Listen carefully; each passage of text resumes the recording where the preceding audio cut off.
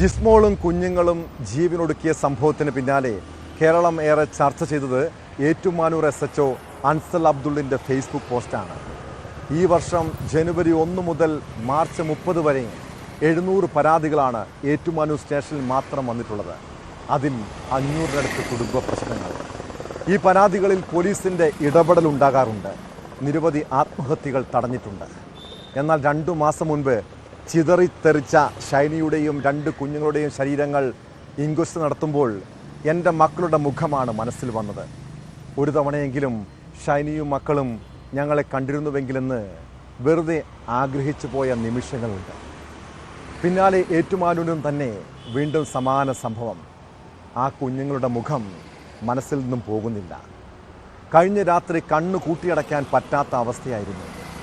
ഫേസ്ബുക്കിലെ വൈകാരിക കുറിപ്പിന് പിന്നാലെ ആ അനുഭവങ്ങൾ ന്യൂസ് 18നോടും SHO അൻസൽ പങ്കുവച്ചു.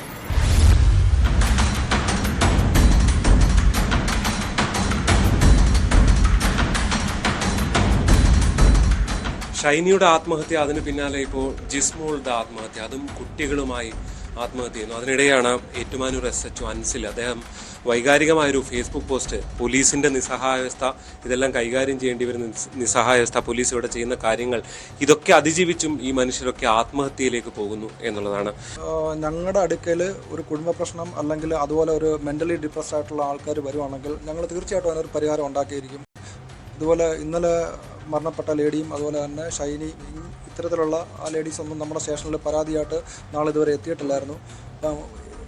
ഞാൻ വന്നിട്ട് ഇവിടെ 9 മാസമായി. 9 മാസത്തോളം എനിക്ക് തോന്നുന്നത് ഒരു 2500ഓളം പരാതികളാണ് ഇവിടെ വന്നേക്കുന്നത്. അതിൻ്റെ അകത്ത് കൂടുതലും കുടുംബ പ്രശ്നങ്ങളുമായിട്ട് ബന്ധപ്പെട്ടാണ്. കുടുംബനാഥന്മാർ, അത് പ്രശ്നം ഉണ്ടാക്കുന്ന ആണുങ്ങളെ ഇല്ലെങ്കിൽ സ്ത്രീകളെ ഉപദ്രവിക്കുന്ന ആണുങ്ങളെ വളരെ കൃത്യമായിട്ട് പോലീസ് മോണിറ്റർ ചെയ്ത് ഇവിടെ ബുക്ക് വെച്ച് ഒപ്പിടിക്കുകയും, ബുക്കെല്ലാം അതിൻ്റെയാണ്. ഇത് ഓരോരുത്തർ വന്ന് ഒപ്പിടുന്നതാണ്. എല്ലാവരും വന്ന് ഓരോ ഒപ്പിടിയിൽ ഇങ്ങനെ തുടങ്ങിയുണ്ട്. അവരിവിടെ മദ്യപിക്കാതെ വന്ന് ഒപ്പിടണം. മദ്യപിക്കാതെ വന്ന് ഒപ്പിട്ട് നമ്മുടെ ഇവിടെ കൃത്യമായിട്ട് നമ്മൾ ചെക്ക് ചെയ്ത് നോക്കുകയും ചെയ്യും. പിന്നെ അതുപോലെ തന്നെ ഈ ലേഡി ഇവിടുന്ന് പരാതിയായിട്ട് വന്ന ലേഡീസിന് നമ്മുടെ ഇവിടുത്തെ WSAയുടെ സീലിലെ WPCയുടെ നമ്പർ കൊടുത്തിട്ടുണ്ട്. അവരെന്തെങ്കിലും ഉണ്ടെങ്കിൽ അവരെ വിളിക്കാനുള്ള ഒരു സംവിധാനം കൂടെ നമ്മൾ ചെയ്തിട്ടുണ്ട്.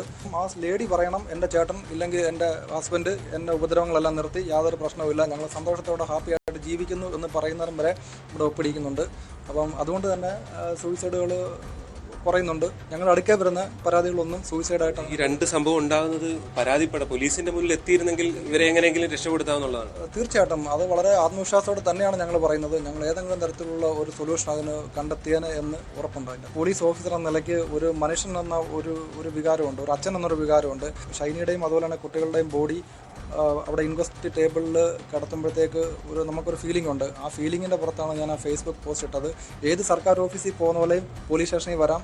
ന്യായമായിട്ടുള്ള എന്ത് കാര്യങ്ങളും നിയമപരമായിട്ടുള്ള എന്ത് കാര്യങ്ങളും ഞങ്ങൾ സാധിച്ചു തരും. ഉദ്യോഗസ്ഥരെല്ലാവരും ഉണ്ട്. നിങ്ങളൊന്ന് പരാതിപ്പെടുക, എന്തെങ്കിലും പ്രശ്നമുണ്ടെങ്കിൽ പറയുക എന്നുള്ളതാണ് അവർ ചൂണ്ടിക്കാണിക്കുന്ന ഏറ്റവും പ്രധാനപ്പെട്ട കാര്യം.